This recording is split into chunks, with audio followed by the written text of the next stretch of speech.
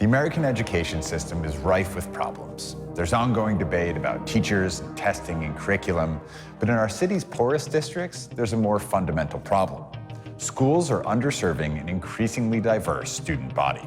Resources that should be used for educating are instead being allocated to discipline, and kids are dropping out at record rates. But one organization in New York City is trying to change all of this by transforming not just students or curriculum, but entire schools into places where kids, administrators, and teachers work together to motivate and inspire. I'm Ryan Duffy, and this is Now What?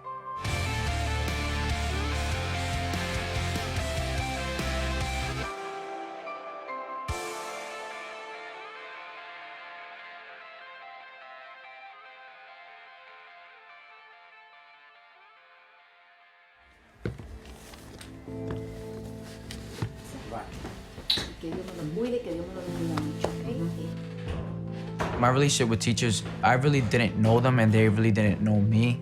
You know, it really wasn't no connection between us. My name is Oscar Jaramillo. I'm 17 years old and I go to Eastside High School in Newark, New Jersey. I used to skip school and my mom used to get calls all the time. I felt like I was unmotivated. I wasn't excited to go to school. In America's school system, Oscar isn't the exception, he's the rule. His story is the story of the student population at large, disenfranchised, disconnected, and on the brink of dropout. And it all starts with an antiquated system that's not equipped to engage today's students. The model for contemporary urban education is based on an idea or a set of ideas that were created in the 1800s. And as long as we use age-old practices to deal with a new population, we're gonna end up with dysfunction. The dated education as assembly line model, moving from one class to the next with little collaboration or meaningful interaction, just doesn't reflect the way this generation consumes information. And an even more obvious change has taken place in the student demographics. Classrooms today are increasingly diverse, collecting a wide variety of backgrounds and perspectives. A one-size-fits-all education simply doesn't work. We know that the types of teaching and learning processes, the type of resources that young people get when they are of color in socioeconomically deprived neighborhoods is completely different than what you get in other spaces. This creates a vicious cycle of disinterest and truancy and can even lead to eventual dropout. And that progression even has its own name, the school-to-prison pipeline. The school-to-prison pipeline is the idea that we usher people in school, through school, directly to prisons. It is essentially taking everything that we know is beautiful by schooling, extracting it out, and replacing it with a culture of control over. It begins with how young people feel when they walk into a school building, and that the school building looks like a prison. We have metal detectors, they pat us down. How we encounter security guards early in the morning could determine how our day goes. In addition to an at times unwelcoming atmosphere in school, the most at-risk students often have to deal with a myriad of issues at home.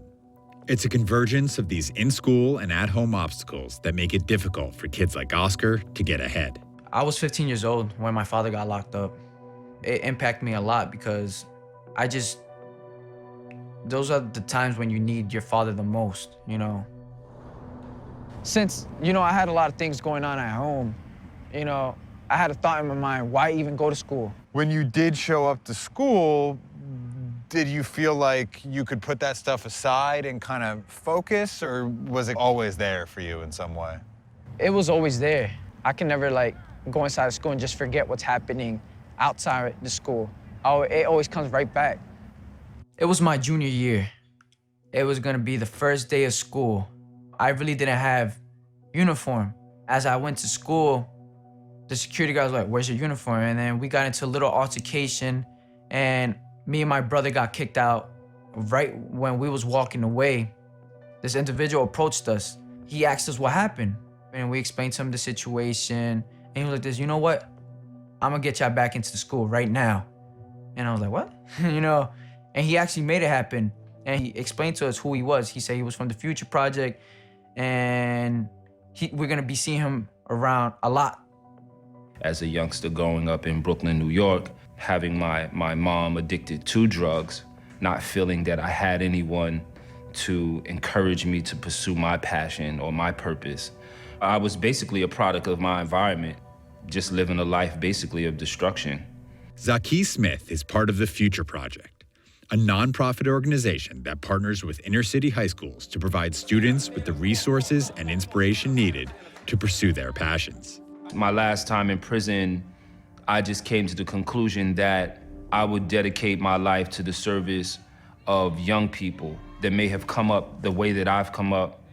And so that put Oscar on my radar, and he began to come and see, hey, what is this Future Project thing about? I saw that they were in school for a good reason. They saw something in every student. I got an application that said Dream Team, so I signed it, I got nothing to lose. The Future Project is a national movement of young people who are transforming their schools into places that unlock the passion and purpose of everyone inside them.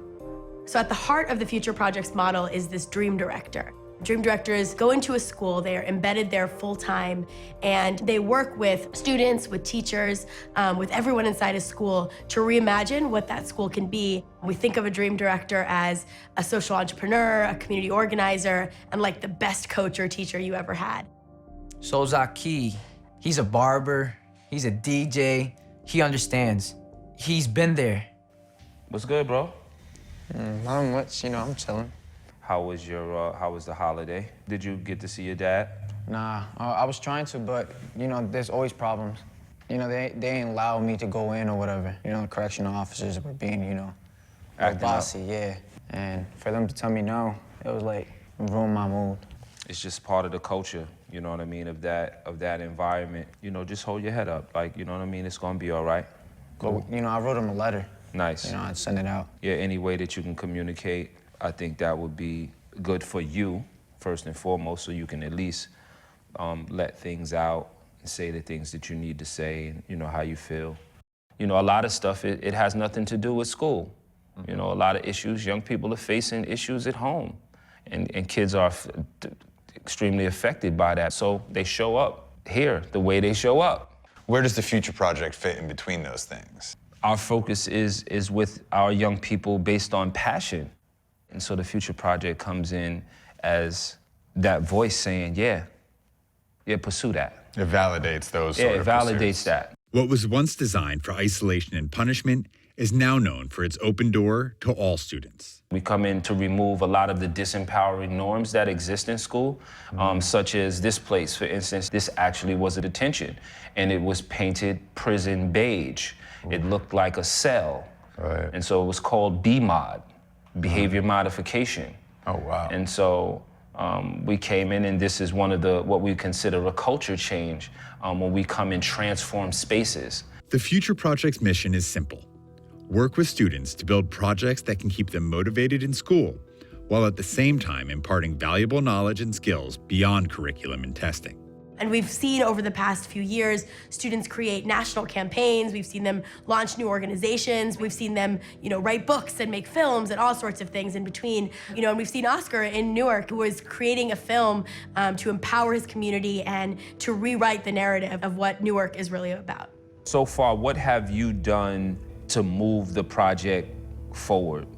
I have the posters you gave me, the Okay. big ones, yeah. So I just lay one out and get a marker and just brainstorming, basically, So you have basically created this kind of thought board where you're putting ideas. Beautiful, good. So it can make it basically, visual. I want to share it with Violet, Victoria, Okay. so we could come with an agreement or something. So then, we can move on from there. I don't have to say it, but I'm gonna say it anyway. You are representing this school when you leave up out of here. You're also representing the Future Project when you leave up out of here. You got me? So, represent. Let's go, y'all. Dream Team, make some noise! So we're here at the Rutgers Newark campus for a big Future Project meetup day. A bunch of the schools from DC came up, all the schools from Newark are here, and all the dream directors are all here leading the kids through a bunch of workshops and group sessions, and a day just kind of designed to get everyone mingling and talking to each other. Please give a big round of applause for Zaki, Eastside Dream Director. All right. What up? Let's go. East side.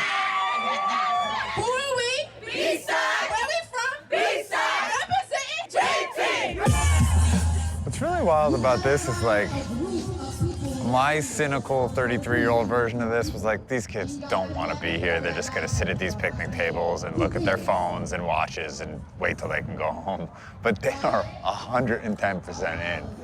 Over the past few years, we've been able to serve more than 35,000 young people across 7 different cities. In some of our schools, we've seen attendance rise to all-time high because students want to come to school more than they did before. For Oscar, his work with the Future Project has not only reignited his interest in high school, but it's also resulted in an internship with the organization's New York City headquarters. What is it that you want to do when you think about your future and the possibilities that you now can see for yourself? I want to help people, I don't know, somehow. Because we all go through problems and sometimes we just need somebody to be there. And I want to be that person, you know, to support people. You know, that caterpillar turning into a butterfly, right? It's not always pretty, but, you know, the end result is beautiful. I see a big difference in me. I'm actually doing something positive. I see myself graduating. I see myself actually becoming somebody. The Future Project's mission, bottom line, is to get kids to continue to come to school, to make sure that every young person on this planet is pursuing a life of passion, a life that they imagine.